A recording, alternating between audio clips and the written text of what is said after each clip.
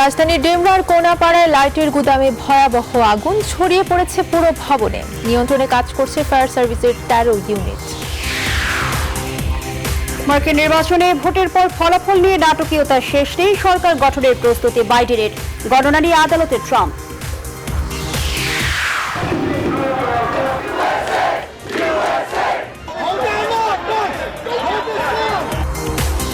নির্বাচন পরবর্তী বিশৃঙ্খলার পথে যুক্তরাষ্ট্র, সড়কে সড়কে ট্রাম্প বাইডেনের সমর্থক, রাজ্যে রাজ্যে অতিরিক্ত আইন শৃঙ্খলা বাহিনী। মোকাবেলার সামর্থ্য, সমুদ্র সীমা রক্ষার লক্ষ্যে সশস্ত্র নৌবাহিনী, বললেন প্রধানমন্ত্রী। নৌবাহিনীর 5 আধুনিক যুদ্ধ জাহাজের কমিশনিং। এবং দেশে 56 দিনের মধ্যে সর্বোচ্চ করোনা সংক্রান্ত আরও 17 জনের প্রাণহানি। অক্সফোর্ডের 3 কোটি ডোজ ভ্যাকসিন পেতে বাংলাদেশের চুক্তি।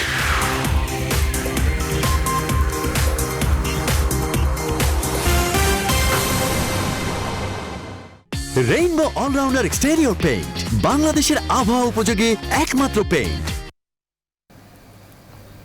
স্বাগত নিউজ 24 রাত 10টা সংবাদে। পুরো সংবাদের সঙ্গে আছি আমরা দুজন, আমি ফারনাজ জুই এবং আমি তাসনিমে জান্নাত অর্থী। এতক্ষণ দেখছিলেন সংবাদ শিরোনাম, এবারে বিস্তারিত। রাজধানীর ডেমরার কোনাপাড়া মাদ্রাসা রোডের পাশা টাওয়ারে লাইট কারখানায় আগুন লেগেছে। নিয়ন্ত্রণে ফায়ার সার্ভিসের 13টি ইউনিট কাজ করছে। 10 তলা ভবনের 5, 6 ও 7 তলায় আগুন ছড়িয়ে পড়েছে। বৃহস্পতিবার বিকেল 4টার দিকে আগুনের সূত্রপাত। খবর পেয়ে প্রথমে ফায়ার সার্ভিসের 5টি ইউনিট পাঠানো হয়, পরে সংখ্যা বাড়িয়ে এখন 13টি ইউনিট আগুন নিয়ন্ত্রণে আনার চেষ্টা করছে। প্রাথমিকভাবে আগুনের সূত্র ও ক্ষয়ক্ষতির পরিমাণ সম্পর্কে জানা যায়নি।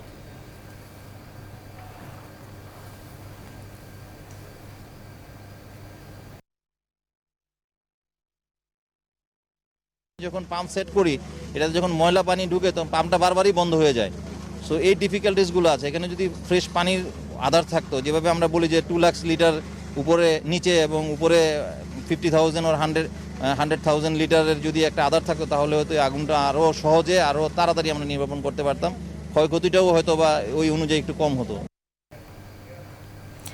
দর্শক, এই মুহূর্তে সেখানে রয়েছেন সহকর্মী প্লাবন রহমান। আরো তথ্য জানতে চলে যাচ্ছি সরাসরি তার কাছে। প্লাবন, কিভাবে আগুন লেগেছে এবং ক্ষয়ক্ষতি কি পরিমাণ হয়েছে, আপনি কি জানতে পেরেছেন?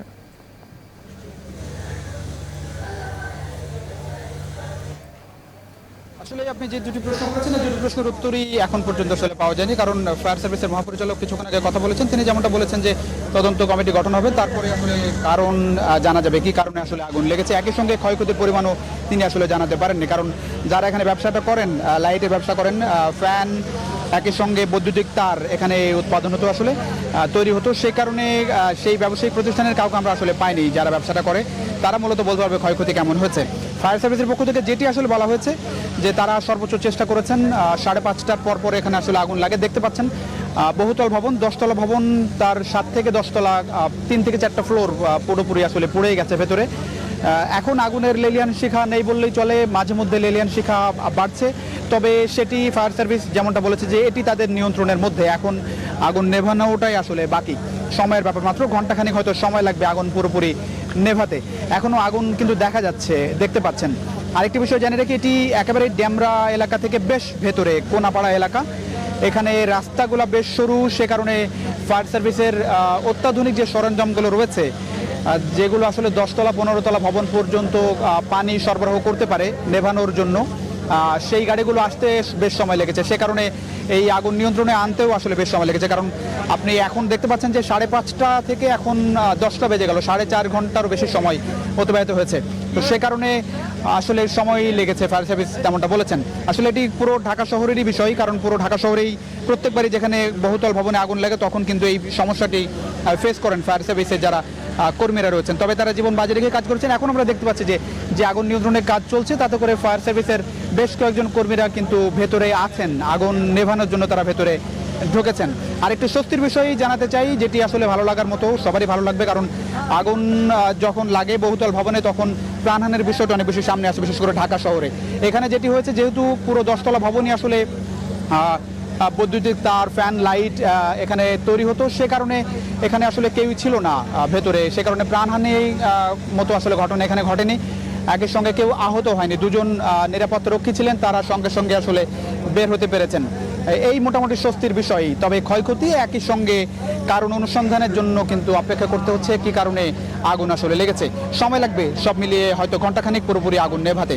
তো মোটামুটি এই ছিল আরেকটি বিষয় যেটি সুবিধা হয়েছে, পানির স্বল্পতা থাকে প্রত্যেকবারই এখানে যেহেতু একটু রিমোট এরিয়া, ড্যামরা থেকে বেশ ভেতরে, তবে এখানে আশেপাশে বেশ কিছু ডোবা ছিল, পুকুর মতো আর কি, সেখান থেকে পানি সরবরাহ করা গেছে। সে কারণে যতটা সম্ভব সময় আসলে কম লাগছে আগুন নিয়ন্ত্রণে আনতে। এই ছিল মোটামুটি ড্যামরার কোনাপাড়া থেকে সবশেষ খোঁজ খবর। আগুন নিয়ন্ত্রণের ঘন্টাখানেক সময় লাগছে আগুন পুরোপুরি নেভাতে। এই ছিল আমার কাছে। প্লাবন, অনেক ধন্যবাদ আপনাকে। আমাদের সঙ্গে রাজধানীর কোনাপাড়া থেকে সেখানকার অগ্নিকাণ্ডের সবশেষ খবর জানাতে যুক্ত হয়েছিলেন সহকর্মী প্লাবন রহমান। এবার মার্কিন নির্বাচন প্রসঙ্গ।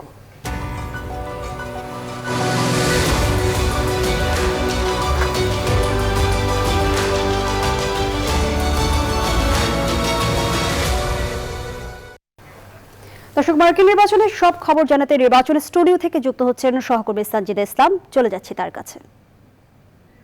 জুই, আপনাকে ধন্যবাদ। মার্কিন নির্বাচনকে ঘিরে বিশ্বে বিরাজ করছে টানটান উত্তেজনা।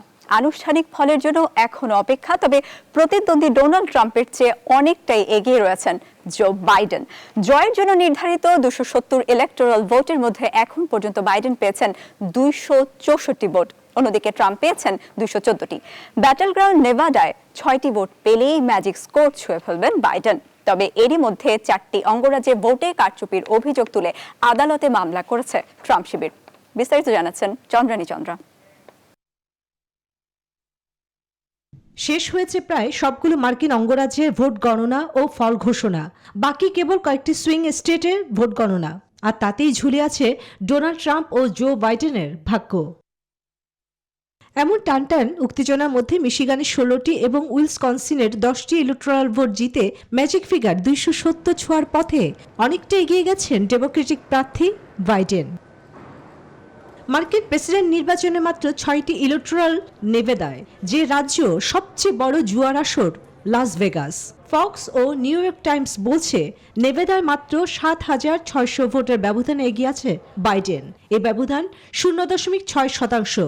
নেভাদায় ভোট গণনা বাকি আছে প্রায় 14%। ফলে ফলাফল যে কোনো দিকেই ঘুরে যেতে পারে। মার্কিন মুলুকে প্রেসিডেন্ট কে হবে তা ঠিক করতে এই ছোট্ট রাজ্যই নিয়ামক হয়ে উঠেছে। তবে এখন পর্যন্ত প্রাপ্ত ফলাফলে হাতি নয় গাধার পিঠেই মার্কিনিরা চড়তে যাচ্ছে বলে মনে করা হচ্ছে, কারণ অনেক নাটকীয়তার পর যুক্তরাষ্ট্রের গণনায় ভিড়ছে ডেমোক্রেটিক প্রার্থী জো বাইডেনের পক্ষেই। চূড়ান্ত ফল প্রকাশ না হলেও এরই মধ্যে জাতির উদ্দেশ্যে ভাষণ দিয়েছেন ডেমোক্রেটিক প্রার্থী জো বাইডেন। রানিং মেট কমলা হ্যারিসকে সঙ্গে নিয়ে দেয়া ভাষণে ঐক্যবদ্ধ জাতি গড়ার অঙ্গীকার করেছেন তিনি। এটা পরিষ্কার যে আমরা জিতে যাচ্ছি। ডেমোক্রেটদের জয় অনেকটাই সুনিশ্চিত। এই জয় হবে মার্কিন যুক্তরাষ্ট্রের। এছাড়া অনেক স্টেটে জয় এসেছে ডেমোক্রেটের। এই অঙ্গরাজ্যের 16টি ইলেকটোরাল কলেজ ভোট পাচ্ছি আমরা। এর মধ্যে পেনসিলভেনিয়া, উইসকনসিন, মিশিগান ও জর্জিয়াতে ভোটের কারচুপির অভিযোগ তুলে মামলা করেছেন ট্রাম্প শিবির। উইসকনসিনে পুনরায় ভোট গণনার আবেদন জানিয়েছে রিপাবলিকান দল। এবারের নির্বাচনে একটা ভোটও যেন গণনার বাইরে না যায় সে দাবিতে নিউ ইয়র্কের ক্যালিফোর্নিয়া, পেনসিলভেনিয়া সহ বেশ কয়েক অঙ্গরাজ্যে বিক্ষোভ হয়েছে। চন্দ্রানী চন্দ্রা, নিউজ 24। দর্শক, যেমনটি জানেন আপনারা, 3রা নভেম্বর মার্কিন নির্বাচনের এখন ফলাফল ঘোষণা চলছে এবং ফলাফলের জন্য আসলে আমাদের অপেক্ষা করতে হচ্ছে, কারণ আপনারা জানেন যে কোভিড-19 জন্য আসলে এই পুরোটা সময় ধরে যেই ভোটগুলো এসছে সেগুলো অনেক ক্ষেত্রেই পোস্টাল ভোট ছিল এবং কোভিড-19 জন্য এই পদ্ধতিতে ভোটিং হয়েছে। যারা হচ্ছে পপুলার ভোট দিয়েছেন একদম 3রা নভেম্বর কেন্দ্রে গিয়ে, তাদের ভোটের ফলাফল মোটামুটি চলে এসেছে, কিন্তু পোস্টাল ভোটের গণনা চলছে, যেটার ফলাফল গড়াতে সময় লাগতে পারে 6 নভেম্বর পর্যন্ত। আমরা এখন পর্যন্ত ফলাফলের যতটুকু জানি তাতে যেটুকু আমরা এখন পর্যন্ত জানতে পেরেছি যে রিপাবলিকান প্রেসিডেন্ট প্রার্থী ডোনাল্ড ট্রাম্প তিনি পেয়েছেন 214টি ইলেকটোরাল ভোট এবং ডেমোক্রেটিক প্রার্থী জো বাইডেন, তিনি পেয়েছেন 264টি ভোট। 6টি ভোট রয়েছে নেভাডায়, আমরা জানি সেখানে তিনি এগিয়ে আছেন এবং এই 6টি ভোট পেলেই আসলে গন্তব্য যে 270টি ভোট সেই গন্তব্যে তিনি পৌঁছে যাবেন। এই পর্যায়ে আরো কয়েকটি তথ্য আপনাদের জানিয়ে দিতে চাই যে জর্জিয়া, যেখানে 16টি ইলেকটোরাল ভোট রয়েছে, সেখানে এখনো পর্যন্ত ট্রাম্প এগিয়ে রয়েছেন। ট্রাম্প সেখানে পেয়েছেন 49.6% ভোট এবং বাইডেন 49.2। খুবই ক্লোজ কল এখানে। নর্থ ক্যারোলাইনায় 15টি ইলেকটোরাল ভোট রয়েছে, ট্রাম্প সেখানে 50.06% এবং বাইডেন 48.69% ভোট পেয়েছেন এবং এখানে আসলে 2 পয়েন্টের ব্যবধান রয়েছে তাদের। কিন্তু নেভাদায় বাইডেন এগিয়ে আছেন, তিনি পেয়েছেন 49.33% এবং ট্রাম্প 48.69%। এখানেও খুবই ক্লোজ কল এবং এ কারণেই আসলে ফলাফলটি এখনো আমরা যেটি বলছি ঘড়ির কাঁটার মতো থেমে আছে একটি জায়গায়। আমরা সবাই তাকিয়ে আছি নেভাডার দিকে। তারপর যেটি পেনসিলভেনিয়ার কথা বলছিলাম, যে পেনসিলভেনিয়া এবার একদমই নির্বাচনের যে ফলাফল সেটির জন্য সবাই তাকিয়ে আছে পেনসিলভেনিয়ার দিকে, কারণ এই জায়গার ভোট অনেকটা নির্ধারণ করে দেওয়ার কথা বলা হচ্ছিল যে এই পেনসিলভেনিয়াই নির্ধারণ করে দিবে, কিন্তু এখানে ট্রাম্প এগিয়ে রয়েছেন। আমরা এখন পর্যন্ত যেটা জানি 2 পয়েন্ট এগিয়ে রয়েছেন। কাজেই একটি ক্লোজ কল আমরা দেখতে পাচ্ছি এবং এই জন্যই যেটি বলা হচ্ছে যে ট্রাম্প তিনি আদালতের দ্বারস্থ হয়েছেন। আমরা এই প্রসঙ্গে এবার একটু আলোচনায় যুক্ত হতে চাই। আমাদের সঙ্গে যুক্ত রয়েছেন আবুল বি খান, নিউ হ্যাম্পশায়ার অঙ্গরাজ্যের রিপাবলিকান রিপ্রেজেন্টেটিভ, রয়েছেন MS সালাম, চেয়ারপারসন আমেরিকান বাংলাদেশ অ্যালায়েন্স। আপনাদের দুজনকে অনেক অনেক স্বাগত আমাদের নিউজ 24 এর রেজাল্ট আলোচনায়। আমি শুরুতেই যেতে চাই আবুল বি খানের কাছে। জনাব আবুল বি খান, আপনাকে স্বাগত এবং অনেক অনেক অভিনন্দন। আপনি সেখানে নিউ হ্যাম্পশায়ার অঙ্গরাজ্যের রিপাবলিকান রিপ্রেজেন্টেটিভ হিসেবে নির্বাচিত হয়েছেন। আপনার কাছে যেটি জানতে চাইবো, আপনি যেহেতু একজন রিপাবলিকান, ট্রাম্প শুরু থেকেই এই ভোটের ফলাফল যদি খুবই ক্লোজ কল হয় তিনি মেনে নেবেন না, এরকম তিনি বলেছেন। তিনি আদালতের দ্বারস্থ হবেন তিনি বলেছেন। এখন পর্যন্ত যদিও চূড়ান্ত ফলাফল আসেনি, কিন্তু যদি ট্রাম্প হেরে যান তাহলে আসলে কি হবে? ট্রাম্প কি এই ফলাফল মেনে নেবেন না এবং ক্ষমতা হস্তান্তরের প্রক্রিয়াটি আসলে কি হতে যাচ্ছে? থ্যাংক ইউ আমাকে আবার ইনভাইট করার জন্য। আপনার প্যানেলের যারা গেস্ট আছেন সবাইকে শুভেচ্ছা এবং আপনাদের দর্শক সবাইকে শুভেচ্ছা। দেখেন, ইলেকশনের ক্যাম্পেইনের সময় সবাই মনে করেন যে এক একটা ক্যান্ডিডেট অনেক কথাই বলা হয় বা অনেক কথাই বলে, কিন্তু রিয়ালিটি হলো ইলেকশন ইজ ওভার। আমরা এখন রেজাল্টের জন্য ওয়েট করতেছি।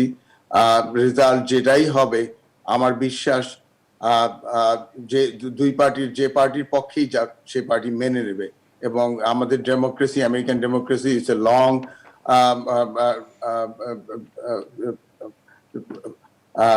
ডেমোক্রেসি। এই ডেমোক্রেসি মনে করেন যে সবাই চায় যে সুন্দরভাবে চলুক।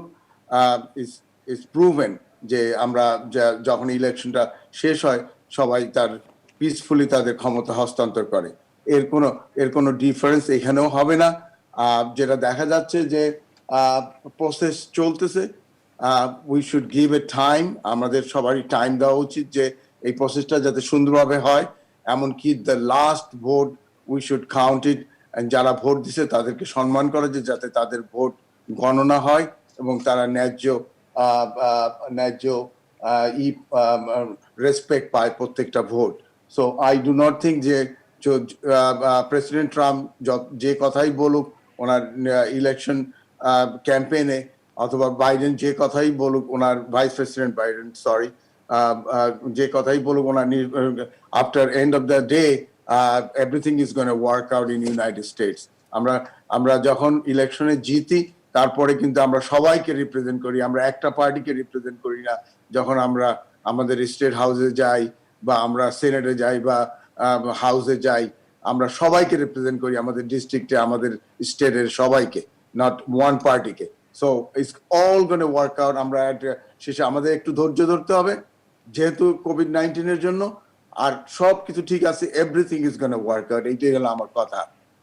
জনাব আবুল বি খান, শেষ একটি প্রশ্ন আপনার কাছে। ট্রাম্পের কিছুক্ষণ আগে তিনি নেভাডায় গিয়েছেন, আমরা দেখতে পেয়েছি একটি চার্চে তাকে বসে থাকতে দেখা গেছে এবং তাকে মনে হচ্ছে তিনি বেশ মর্মাহত। এই অবস্থায় আসলে আপনার কাছে জানতে চাচ্ছি, রিপাবলিকান পার্টির যে এই প্রেসিডেন্ট প্রার্থী তার জয়ের কি কোনো সম্ভাবনা আছে কিনা? তো অবশ্যই আপনারা সবাই দেখতেছেন, কেউ তো বলতেছে না যে ট্রাম্প হেরে গেছে, বলতেছে যে এখনো একেবারে টাই অবস্থা, সবাই ভোট গুনতেছে, এটা যে কোনো দিকে যেতে পারে। অনেকে মনে করতেছে যে ট্রাম্প হয়তো জিতবে না, বাট তা তো হয়নি এখনো। কাজেই মনে করেন যে এখন মনে করেন প্রত্যেকটা ক্যান্ডিডেট, ধরেন আমিও যখন ভোট কাউন্ট হচ্ছিল আমিও নার্ভাস ছিলাম যে কোন দিকে যাবে। এটা সবার জন্য একটা নর্মাল একটা সিচুয়েশন যে আমরা we all go through the same thing. আপনি যদি বাইডেনের ছবি এখন তোলেন, ভাইস প্রেসিডেন্ট বাইডেনের একই অবস্থা। কাজে এর জন্য কোনো চিন্তিত হওয়ার কোনো কারণ নাই। ইলেকশন যে কোনো দিকে যেতে পারে। আপনারা সবার চোখ এখন টেলিভিশনের দিকে। অনেক অনেক ধন্যবাদ। এবার আমরা যাব এম এ সালামের কাছে। তার কাছে জানতে চাইবো যে এখন সবশেষ যে অবস্থা আমরা যেটি দেখছি যে এখন পর্যন্ত বাইডেন কিছুটা এগিয়ে, আসলে অনেকটাই এগিয়ে আমরা বলতে পারছি এখানে, কিন্তু পোস্টাল ভোটের রেজাল্ট আসার আগে যেহেতু কিছুই বলা যাচ্ছে না, আপনার কাছে কি মনে হয় এই অবস্থায় এখন কে আসলে হোয়াইট হাউসের চাবি পেতে যাচ্ছে? ধন্যবাদ আপনাকে। সবার চোখ এখন টেলিভিশনের দিকে যে কি হতে যাচ্ছে, এমন হাড্ডাহাড্ডি লড়াই, যে লড়াই মার্কিনীরা হয়তো বা গত 50 বছরেও এ ধরনের লড়াই প্রত্যক্ষ করেন। এবং আমি বলতে চাই যে beauty of the American democracy is electoral college vote. লক্ষ্য করুন যে যদি শুধু পপুলার ভোটের রেজাল্ট দিয়ে মার্কিন প্রেসিডেন্ট নির্ধারিত হয়ে যেত তাহলে বাইডেন ইতিমধ্যে প্রেসিডেন্ট হয়ে যেতে পারতেন, তাহলে এই অঙ্গরাজ্যগুলো এমন গুরুত্ব বহন করতো না। কিন্তু ইলেকট্রাল ভোটের কারণেই আজকে এই যে শেষমেশ 5-6টি অঙ্গরাজ্য এমন গুরুত্বপূর্ণ হয়ে পড়েছে উভয় শিবিরের কাছে। এবং আপনারা লক্ষ্য করুন যে 0.2 থেকে 0.6% ডিফারেন্সের মধ্যে উভয়ের মধ্যে প্রতিদ্বন্দ্বিতা হচ্ছে। এক্ষেত্রে বলা যায় যে জো বাইডেনের অবস্থা অনেক কিছুটা এগিয়ে রয়েছেন তিনি, এবং সব ভোটগুলো কাউন্ট না হওয়া পর্যন্ত তাকে উইনার ডিক্লেয়ার করা it will be really tough and difficult. But Joe Biden is very confident. তার যে বক্তব্য আমি গতকাল শুনেছি, তিনি যে বক্তব্য রেখেছেন, he was talking as commander in chief of a country. তিনি তার আমেরিকান ডেমোক্রেসিকে বিরুদ্ধে কোনো কেউ যদি হস্তক্ষেপ করতে চান বা কারো যদি একটুখানি ষড়যন্ত্রমূলক মনোভাব থেকেও থাকে, সেটাকে তিনি শক্তভাবে একটি তাদের প্রতি একটি করতে চাই জনাব এম এ সালাম, সতর্কবার্তা কিন্তু তিনি এখন দিয়েছেন। বিক্ষোভ হচ্ছে আসলে আমেরিকার কয়েকটি অঙ্গরাজ্যে আমরা দেখতে পেয়েছি, এবং সেখানে যেমন ট্রাম্পের সমর্থকরা রয়েছেন তারা বেশ বিক্ষুব্ধ, তারা বেশ সহিংস আমরা দেখতে পেয়েছি, বাইডেনের সমর্থকরাও কিন্তু রয়েছেন এবং তারা বলছেন তাদের দাবি হচ্ছে প্রত্যেকটি ভোট যেন কাউন্ট হয়। ভোট কাউন্ট না হওয়ার কি কোনো সম্ভাবনা আছে? এই যে এতটা সময় চলে যাচ্ছে সেটি তো ভোট কাউন্টের জন্যই। এইটা ডোনাল্ড ট্রাম্প দাবি করছেন, তিনি প্রথম দিন রাতে 2টোর সময় যে বক্তৃতা রেখেছেন সেখানে তিনি সুপ্রিম কোর্টের দ্বারস্থ হয়েছিলেন যে ভোট কাউন্ট বন্ধ করার জন্য। ইলেকশন কমিশন কিন্তু কোনো ব্যক্তি বিশেষের নির্দেশনায় পরিচালিত হয় না। Each and every vote should be count, এটাই নির্বাচনের যে একটা শক্তিশালী প্রিন্সিপল। এবং Donald Trump, vice president Biden বারবার বলছেন এভরি ভোট মাস্ট কাউন্ট, এবং মার্কিন জনগণ এই নীতিমালায় বিশ্বাস করে যে প্রত্যেকটি ভোট কাউন্ট হওয়ার পর শেষ বিচারে যিনি বিজয়ী হবেন, তিনি যখন বিজয়ী হবেন সেই ফলাফল মার্কিন যুক্তরাষ্ট্রের জনগণ মেনে নেবে।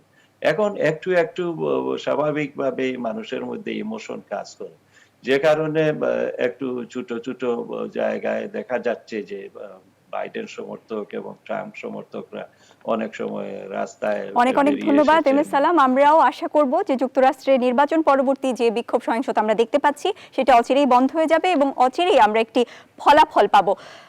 মার্কিন নির্বাচনকে ঘিরে সহিংসতা ছড়িয়ে পড়ার আশঙ্কা এবার সত্যি হলো। নির্বাচনের চূড়ান্ত ফলাফল আসার আগেই বিভিন্ন শহরে বিক্ষোভকারীরা রাস্তায় নেমেছেন, চলছে ধরপাকড়।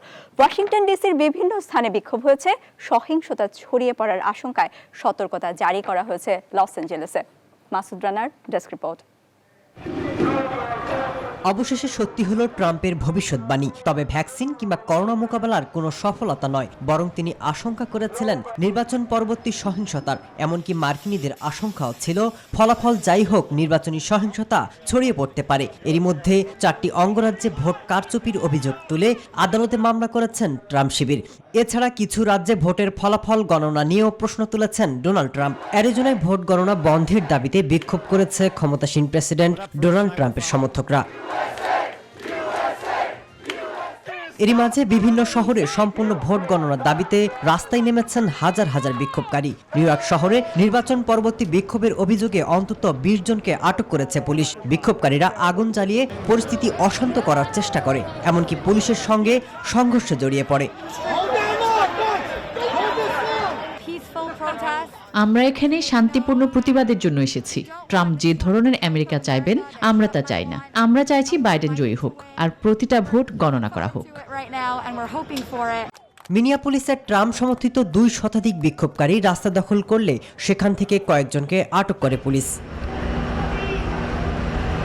প্রতিটি ভোট গণনা করার জন্য দাবি জানিয়েছে পেনসিলভেনিয়ার গভর্নর। এদিকে মিশিগানের ট্রাম্প সমর্থকরা ভোট গণনার সময় ভোট কেন্দ্রে ঢুকে পড়ার চেষ্টা করলে ডেমোক্রেট সমর্থকরা বিক্ষোভ করে। বিক্ষোভ হয়েছে Los Angeles, California, North Carolina, Portland সহ বিভিন্ন শহরে।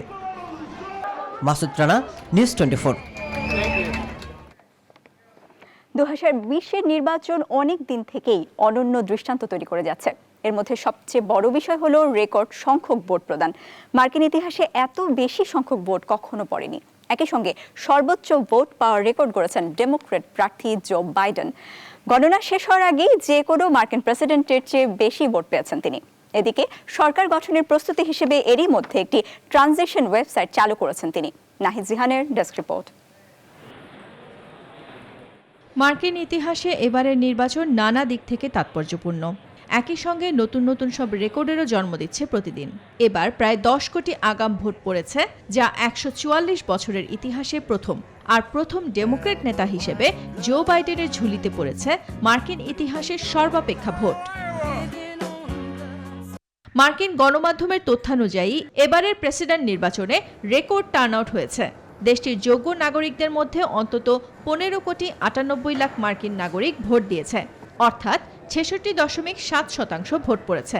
এর আগে 1908 সালে সর্বোচ্চ টার্নআউটের হার ছিল 65%। 2008 সালে বারাক ওবামার গড়া রেকর্ডও ভেঙে দিয়েছেন বাইডেন। সে সময় ওবামা পেয়েছিলেন 6.94 লাখের বেশি ভোট। কিন্তু জো বাইডেন কয়েকটি অঙ্গরাজ্যের ফলাফল আসার আগেই 7.21 লাখের বেশি ভোট পেয়ে গেছেন। এদিকে 46তম প্রেসিডেন্ট হবার দোরগোড়ায় পৌঁছে সরকার গঠনের প্রস্তুতি হিসেবে এরই মধ্যে একটি ট্রানজিশন ওয়েবসাইট চালু করেছেন বাইডেন।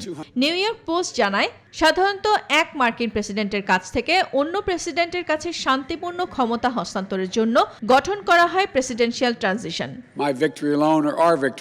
নাহিদ জিহান, নিউজ 24। ঐতিহাসিক ভোট বলা যায় অ্যাকচুয়ালি যেটি হচ্ছে এখন, যে আমরা জানি যে ট্রাম্পের চেয়ে অনেকখানি এগিয়ে আছেন বাইডেন এবং তিনি 264টি ভোট পেয়েছেন এবং রিপাবলিকান প্রেসিডেন্ট প্রার্থী পেয়েছেন 214টি ভোট। আমরা এটি জানি যে এখন পর্যন্ত বাইডেন পপুলার ভোট যে সংখ্যক পেয়েছেন 7.21 লাখের বেশি। এতটি ভোট এখন পর্যন্ত মার্কিন প্রেসিডেন্সিয়াল নির্বাচনের ইতিহাসে কোনো প্রেসিডেন্সিয়াল প্রার্থী পাননি। এই অবস্থায় আমি এখন শেষ করছি আজকের নির্বাচনী আয়োজন। আমরা ফিরে যাচ্ছি স্টুডিওতে জুয়ের কাছে।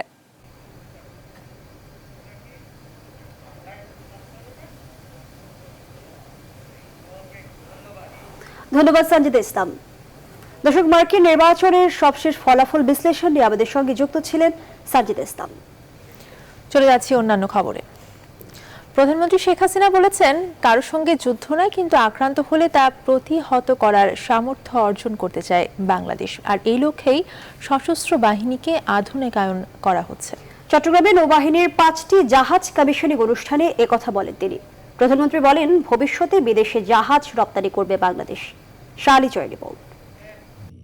আপনাকে জানাচ্ছি গভীর কৃতজ্ঞতা। নৌবাহিনীর বহরে যুক্ত হলো আরো নতুন 5টি জাহাজ। এর মধ্যে 2টি ফ্রিগেট, 1টি করভেট এবং 2টি জরিপ জাহাজ। নতুন এই জাহাজগুলো সমুদ্রে বাংলাদেশের সক্ষমতা বাড়াবে এবং বাংলাদেশের সমুদ্র সীমায় জরিপের কাজে ব্যবহার করা হবে। গণভবন থেকে ভার্চুয়াল প্ল্যাটফর্মে যুক্ত হয়ে এর কমিশনিং করেন প্রধানমন্ত্রী শেখ হাসিনা। বলেন, নৌবাহিনীকে একটি ত্রিমাত্রিক বাহিনী হিসেবে গড়ে তুলতে চায় সরকার। আমরা কারোর সাথে যুদ্ধ করতে চাই না। জাতির পিতা আমাদের পররাষ্ট্র নীতি বলেছেন, সকলের সাথে বন্ধুত্ব, কারোর সাথে বৈরিতা নয়। আমরা সেই নীতিতেই বিশ্বাস করি। কিন্তু যদি বাংলাদেশ কখনো বহিঃশত্রুর আক্রমণ দ্বারা আক্রান্ত হয়, তাকে মোকাবেলা করবার মতো সক্ষমতা আমরা অর্জন করতে চাই। তাই আমাদের সমুদ্র সীমা রক্ষার জন্য আমরা এই নৌবাহিনীকে শক্তিশালী করে গড়ে তুলছি। বাংলাদেশের জাহাজ নির্মাণের সক্ষমতার কথাও তুলে ধরেন সরকার প্রধান। চীন থেকে তৈরি করা আধুনিক সমরাস্ত্র সজ্জিত 2টি ফ্রিগেট ও একটি অত্যাধুনিক করভেট এবং আমাদের নিজস্ব খুলনা শিপইয়ার্ডে তৈরি 2টি আধুনিক জরিপ জাহাজ বাংলাদেশের সার্বভৌমত্ব রক্ষায় নৌবাহিনীর ক্ষমতাকে আরও জোরদার করবে, এটা আমার দৃঢ় বিশ্বাস। এছাড়াও নিজস্ব ইয়ার্ডে জাহাজ তৈরির সক্ষমতা, এটা আমাদের আত্মবিশ্বাসকে বলীয়ান করে। আমরা হয়তো ভবিষ্যতে অন্য দেশের জন্য জাহাজ তৈরি করতে পারবো এবং দিতে পারবো। ধীরে ধীরে আমাদের সেই সক্ষমতা আমরা অর্জন করব। কমিশন পাওয়া নতুন যুদ্ধ জাহাজগুলো শত্রুর বিমান, জাহাজ এবং স্থাপনায় আঘাত করতে সক্ষম। এছাড়া এতে ভূমি থেকে আকাশ বা ভূমি থেকে ভূমিতে উৎক্ষেপণযোগ্য মিসাইল ছোড়ার সক্ষমতাও বিদ্যমান। হেলিকপ্টার উড্ডয়ন এবং অবতরণের জন্য ডেক ল্যান্ডিং এরও ব্যবস্থা রয়েছে অত্যাধুনিক যুদ্ধ জাহাজগুলোতে। ওমর ফারুক, বানুজা আবু, শাহ আলী জয়, নিউজ 24, ঢাকা। সংবাদের এই পর্যায়ে একটা বিরতি নিচ্ছে, ফিরছি আরো খবর নিয়ে, সঙ্গে থাকুন।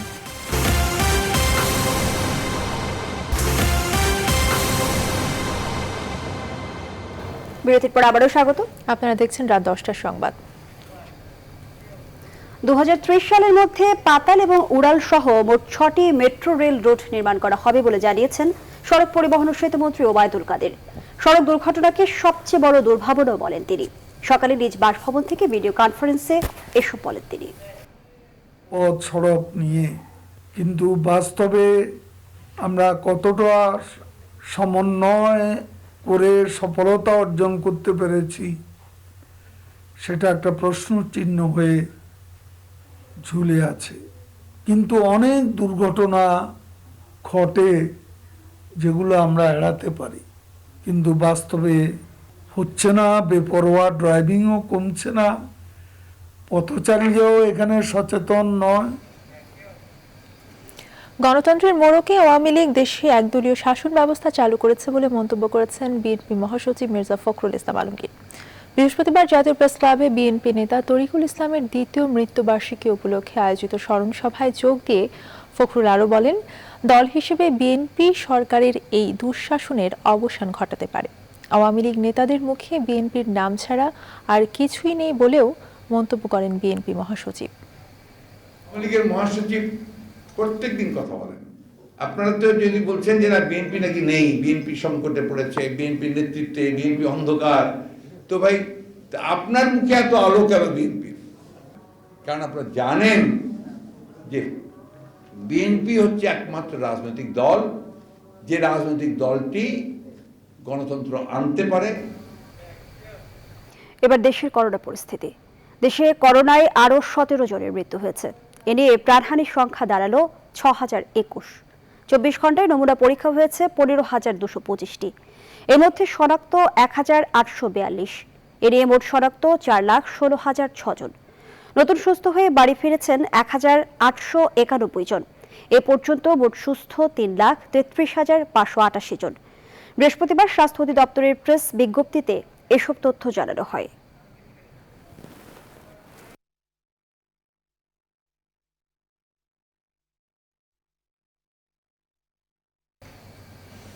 অক্সফোর্ডের করোনা টিকা পেতে ভারতের সিরাম ইনস্টিটিউট, বেক্সিমকো ফার্মাসিউটিক্যালস ও স্বাস্থ্য মন্ত্রণালয়ের ত্রিপক্ষীয় চুক্তি হয়েছে। সমঝোতা অনুযায়ী সিরাম ইনস্টিটিউট বেক্সিমকো ফার্মাসিউটিক্যালসকে অক্সফোর্ডের তৈরি টিকা সরবরাহ করবে। বৃহস্পতিবার দুপুরে স্বাস্থ্য মন্ত্রণালয়ের সভাকক্ষে সমঝোতা স্মারকে সই করে সরকার, বেক্সিমকো এবং সিরামের প্রতিনিধিরা। স্বাস্থ্যমন্ত্রী জাহিদ মালিক জানান, প্রতি মাসে 50 লাখ করে 6 মাসে প্রাথমিকভাবে 3 কোটি টিকা কিনবে সরকার। পরিবহন খরচ সহ প্রতি ডোজ টিকা দেশে আনতে খরচ হবে $5। শুরুতেই টিকা পাবেন করোনা মোকাবেলায় নিয়োজিত ফ্রন্ট লাইনাররা। মন্ত্রী বলেন, একজন মানুষের 2টি টিকা নিতে হবে। প্রথম টিকা নেয়ার 28 দিন পর পরবর্তী টিকা নিতে হবে। প্রথম 3 কোটি টিকা দিয়ে 1.5 কোটি মানুষকে এই ভ্যাকসিন দেওয়া যাবে বলে জানান মন্ত্রী। আগামী জানুয়ারির মধ্যেই টিকার যোগান পাওয়ার আশা করেন স্বাস্থ্যমন্ত্রী।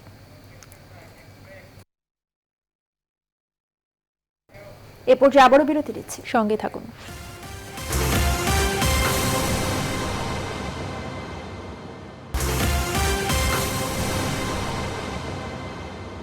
বিরতির পর আবারও স্বাগত। আপনারা দেখছেন রাত 10টার সংবাদ। রাজধানীতে অভিযান পরিচালনা করে মালয়েশিয়া থেকে আনা বিপুল পরিমাণ মাদকদ্রব্য আইস উদ্ধার সহ 6 জনকে গ্রেপ্তার করেছে ঢাকা মেট্রোপলিটন পুলিশের গোয়েন্দা রমনা বিভাগ। বৃহস্পতিবার সকালে ডিএমপি মিডিয়া সেন্টার আয়োজিত প্রেস ব্রিফিংয়ে এ বিষয়ে বিস্তারিত জানান অতিরিক্ত পুলিশ কমিশনার AK হাফিজ আক্তার BPM-বার। উদ্ধারকৃত মাদক আইস নতুন ধরনের মাদক উল্লেখ করে ডিবির অতিরিক্ত পুলিশ কমিশনার বলেন, এর কেমিক্যাল নাম মেথামফেটামিন। উৎপত্তিস্থল অস্ট্রেলিয়া, মালয়েশিয়া, সিঙ্গাপুর ও চায়না। 10 গ্রাম আইস মাদকের দাম 1 লক্ষ টাকা।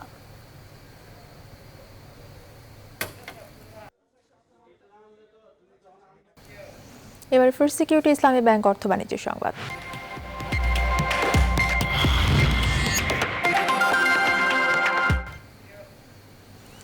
দেশে কত লোক বেকার আর কত লোক কর্মসংস্থানে রয়েছে তার সঠিক হিসেব সরকারের কাছে নেই বলে সংশয় প্রকাশ করেছে Center for Policy Dialogue CPD।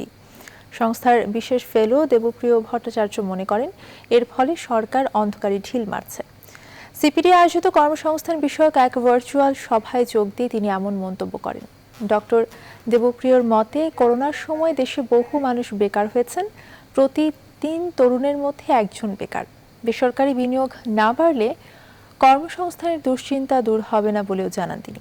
এছাড়া সরকার ঘোষিত প্রণোদনা প্যাকেজ সাধারণ মানুষের কাছে পৌঁছায়নি বলে অভিযোগ করেন বিভিন্ন জেলা থেকে যুক্ত SME উদ্যোক্তারা।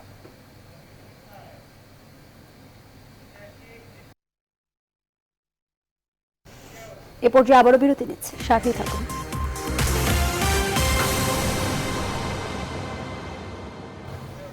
বিরতির পরে আবারও স্বাগত। আপনারা দেখছেন নিউজ 24 রাত 10টার সংবাদ।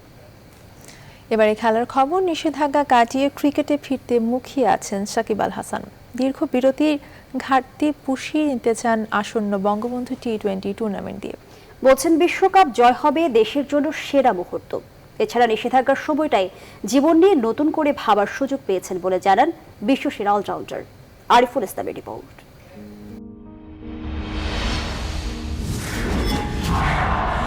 সবকিছু এলোমেলো করে দেওয়ার মতোই সে ভুল যা তাড়িয়ে বেড়ায় সাকিব আল হাসানকে। জুয়ারির প্রস্তাব আড়ালে সে দিনটায় বাংলার রাজপুত্রের আর্তনাদ শীতের ঝরা পাতার মতোই পাক্কা 1 বছর মন খুলে সীমাহীন দৃষ্টিতে দেখা হয়নি মুক্ত আকাশের বিহঙ্গের ডানা।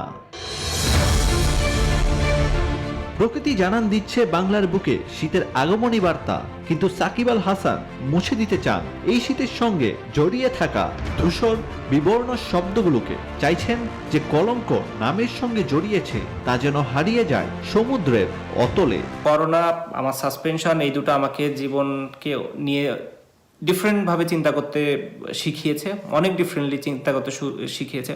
নীরবে কদিন আগেই বিকেএসপিতে অনুশীলন করে যান সাকিব আল হাসান। যেটুকু ঘাটতি পুষিয়ে নিতে পাখির চোখ করছেন আসন্ন বঙ্গবন্ধু T20 টুর্নামেন্ট।